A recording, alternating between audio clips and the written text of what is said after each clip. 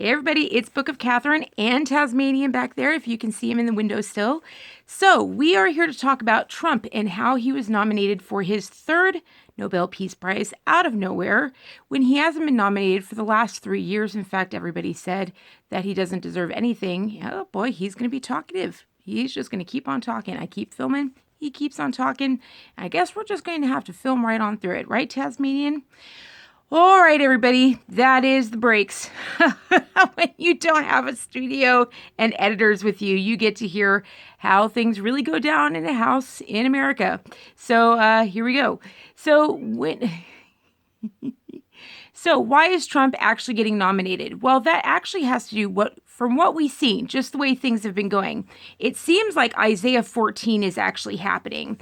It says that the nations will throw their lot in with Jacob and with Israel. And so that sounds really odd. And I'm just going to say why that seems like. I'll just throw it out there and try and light it all up for you. So it seems like I didn't know this until it all started happening. But it seems like when the Peace Prize started happening, basically Isaiah 13 is talking about the destruction of Babylon, which is the explosion in Beirut. And so we looked and we said, well, what has to happen next? And it looks like Isaiah 14. And Isaiah 14 says, well, the nations will throw in their lot with Jacob and with Israel. And we were like, okay, oh, look, the peace deals are happening with Israel. Well, look at that. That's coming true. Wait a minute.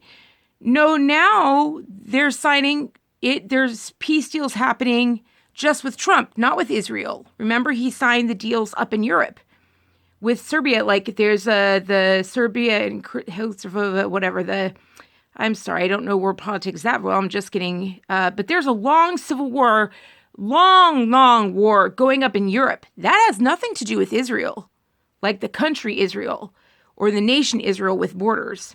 That has nothing to do, and that's Trump. Look, those nations, when you look into it, it seems like they would never have peace going on. And yet here they are making peace treaty, and it looks amazing with Trump. Makes America look great.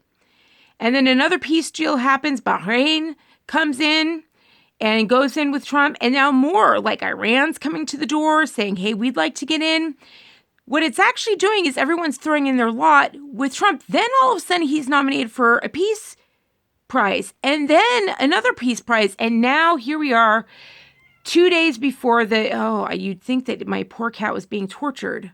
Yes? Are you just letting everyone know you want? Yes, he's been going outside, everyone. Just so you know, Tasmanian has been going outside. Congratulations, baby bear.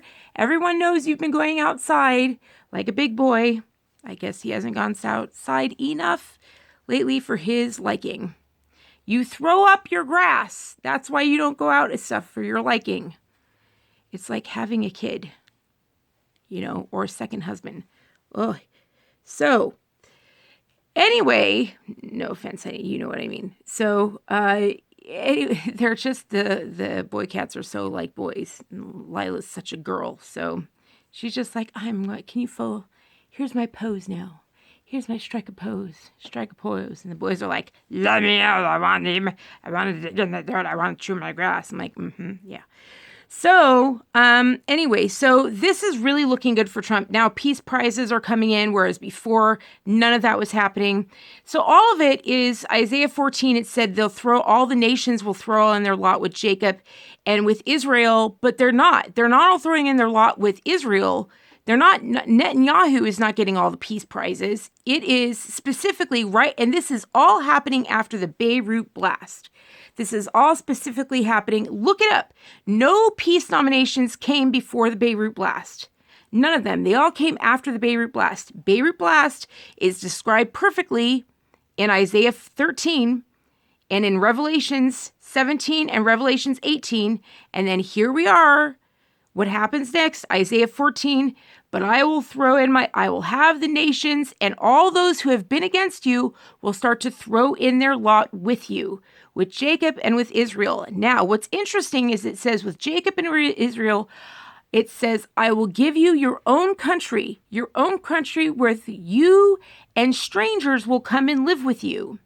And then when this thing happens, this destruction happens, he says, then the cedars of Lebanon will breathe a sigh of relief. They'll no longer be harvested and the world will be at peace. And I'm like, no, that ain't Israel getting its thing. The world didn't go to peace when Israel got its borders. The world was at peace when the United States was formed. When the United States was formed, that was the end of wars. That was the end of all these empires happening and all these slave chains around everybody's necks, dragging people along. That was the end of like the Congo. The United States lost 1 million men fighting for slavery. There's this huge thing. Humanity in general, you have to remember what things were like before the United States. You really need to remember that, what life was like for kingdoms, for serfs. Now, it's also talking about after Beirut, what it will be like for the world after Beirut. And you have to admit, lots and lots of peace treaties are happening. So, and the cedars of Lebanon will be at peace. Well, the cedars of Lebanon, who's harvesting those? That would be the Catholic Church at Beirut. The Lady of Lebanon sits above Beirut, and it has all these things about how the Catholic Church has harvested, Rome has harvested these very few trees and sailed all over the world. Every church, I believe, all over the world, the Lady of Lebanon churches are built out of the cedars of Lebanon, these very, very rare trees. And they've used them to build. I was shocked when I saw it, these very rare cedars. And I saw beams and they put the rainbow, their Catholic rainbow over it. And I was like, it was almost like seeing blood. I was like, what do you do? You did not seriously. And then there it was. It was a Catholic church made of these very rare, precious cedars. And I was like, you did not seriously actually cut them up, did you? You did not actually, and there they are, they're like proud of it. And I'm like, whoa, that's some serious, like, you can't say the tree is holy and then cut up the tree and make your church out of it. That's some serious, like, deep level depravity right there. That's some like serious pagan crap, like right there. Is that if that's how environmentalists see it, then they're setting aside all of these environmental sites to go ahead and dig into the earth and dig out all the rocks to worship them by making us all wear rocks, I guess. I guess that's how environmentalists see it. Oh, we love the trees, so we can go all chop up the trees, I suppose. Wow. It's some next level. Woo. Anyway, so my point in all of this is to say it looks like Jacob and Israel is America. I mean, Trump resembles America. It's not like, Jacob and Israel is Trump. But Trump does, his family is as close to Jewish as we've ever gotten. Hello, Tiberius. But really, he represents America. There he is, Tiberius. And he's gotten a lot fluffier now that he's on a new diet. That's very, very expensive. Don't pull anything down while I'm filming. Don't even think about it. That's right. Just keep on walking, dude. Show off how big you can jump. So the thing is that it seems to me, I've been doing some research, and it looks like, according to the Bible in the Old Testament, the Talmud and everything, look at that tail, the Old Testament, Talmud and everything, it looks like Israel is actually referring to anyone who's a believer in the Abrahamic religion. So it turns out the Abrahamic religion goes down by not the patriarch, but the matriarch. It's a matriarch religion. So it goes down like Rebecca. If you pay attention to Jacob, Rebecca is the one that makes sure that he gets the inheritance. Like it's all about Rebecca. Rebecca, and she makes sure he gets everything, puts on a fuzzy thing to make sure he gets the blessing, not Esau. Like it's all very matriarchal. Well, a lot of the matriarchs don't actually come from the DNA set of Judaism. They don't come from the tribes. A lot of the matriarchs come from other tribes outside of Israel. But they are all considered Israelites because they convert. They converted. Does that make sense? So Israel is actually considered anyone who becomes part of the faith. Israel is anyone who believes in, the Abrahamic God, that God of the Bible, of the ancient text. I'm going to have to find out what the Yahweh. Hey, we'll go with Yahweh. That believes in Yahweh, the Almighty. God. One God. One God. That's what was unique about this God, is that it was one God.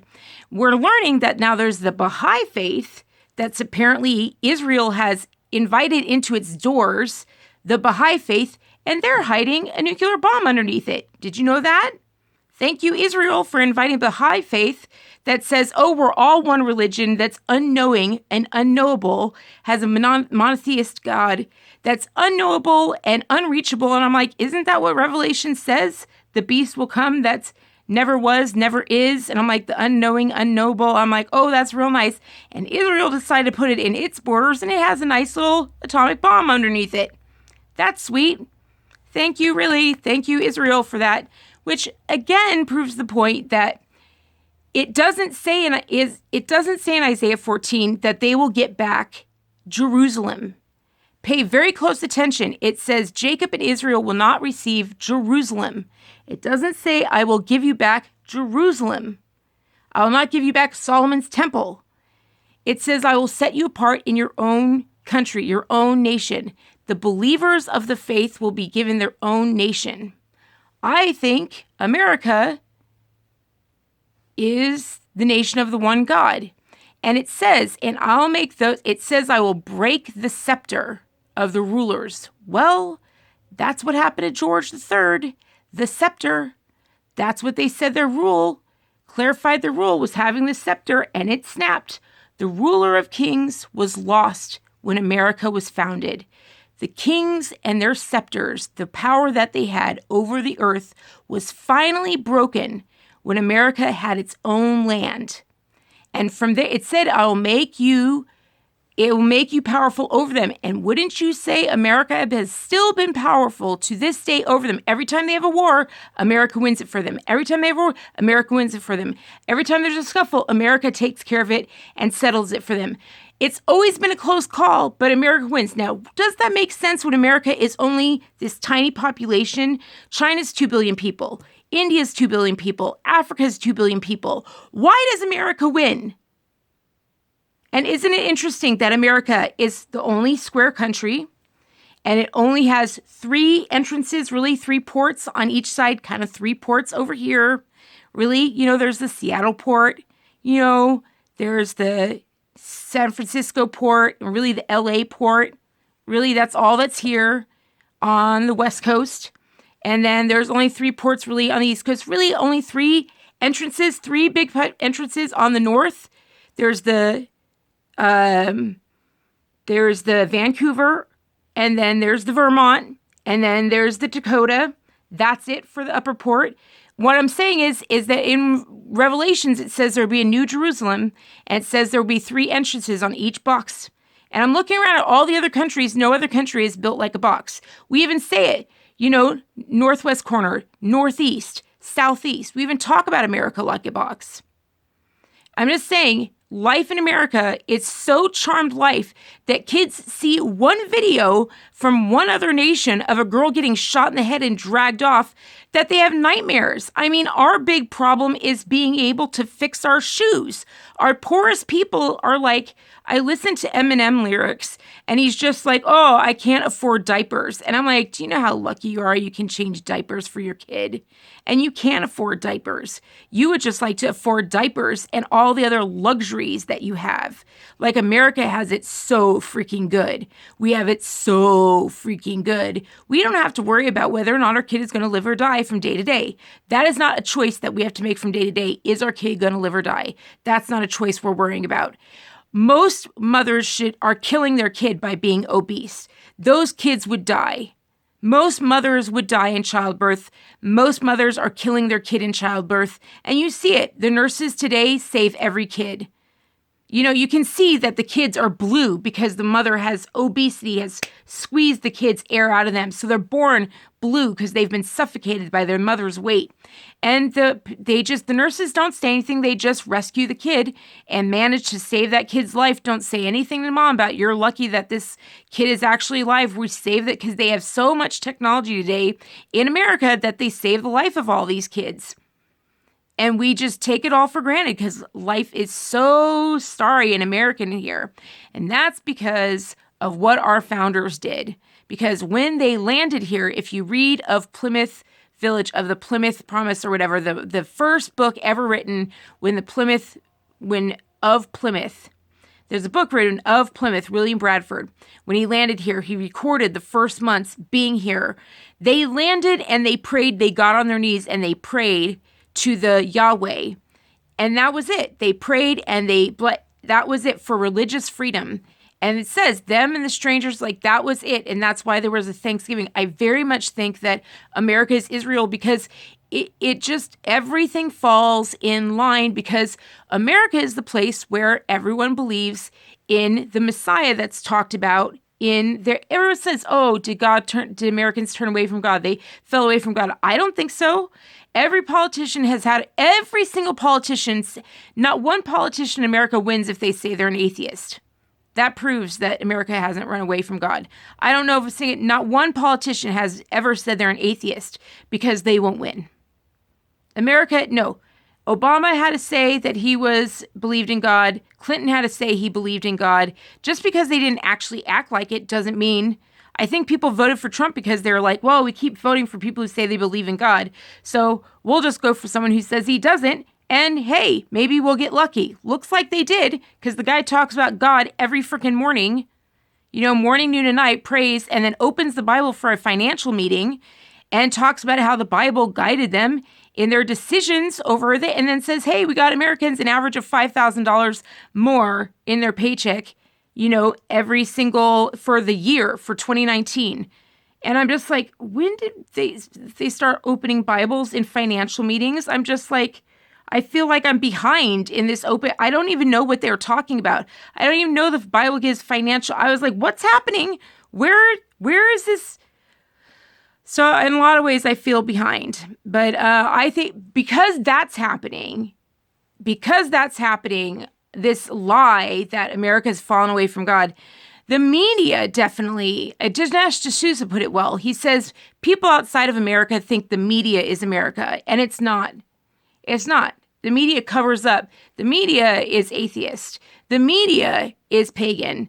The media sacrifices babies. The media, the media will tear their own flesh. The media will hurt others. The media puts profit over life. Like the Nazis did. The media have the follow the Nazi, have the Democratic Party theme or whatever, which anyway, I'm wearing out. My procedure's wearing off. The numbing medication's wearing off. So I'm starting to slow down my speech. Anyway, so I believe that from what I'm seeing in the text, America is Israel. America is Jacob. For America has followed the Messiah. America is more Jewish than anything else in this world. Israel, the nation Israel, was formed by the Third Reich. If you look into its history, look into the Enabling Act and look into the Reich Concordat. The Reich, the Third Reich, never would have existed if it weren't for the kibbutzes agreeing to only do business and buy from the concentration camps. No one would buy from the concentration camps in Germany. And the kibbutzes went down, and German Jews, the wealthy German Jews, went down in Israel in 1933, and Hitler helped them go down there, and the kibbutzes were made with the materials made by Christian Jews locked up, Christians and Jews locked up, because the Jews were less than 5%, and they locked everyone up and just put all the companies were socialized. That's fascism and socialism. And they just put out all the German wares, and it just got everything going. BASFF. Oh, I'm really wearing down. And so, no, Israel as a state was totally founded by the Third Reich. That's why so many people in Israel have a German accent. And that's why flights to and from Germany and Munich are like $22. Sorry. Italy's worse. All right, love you. Bye. Please donate down below. $1 a month saves my life. literally saved my life. Just $1 a month, PayPal down below. I'll talk to you later. Au revoir. Bye.